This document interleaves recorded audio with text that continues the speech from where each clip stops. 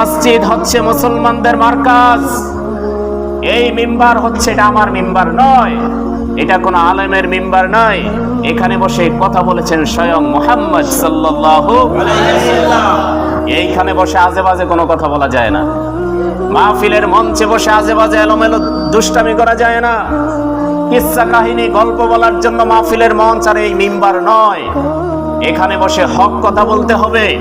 এখানে বসে সমাজ, এই জাতি পরিচালনা করার জন্য কোরআন হাদিস থেকে প্রতি জুমায় দিক নির্দেশনা দেওয়া লাগবে। আমি ইমাম খতিবকে আহ্বান করব, এখানে বসে চাকরির ভয় করা যাবে না। কারণ রিজিকের মালিক এই পৃথিবীর কেউ নয়, সভাপতি নয়, সেক্রেটারি নয়, আমাদের সকলের রিজিকের মালিক একজন। চিল্লায়া বলেন তিনি কে?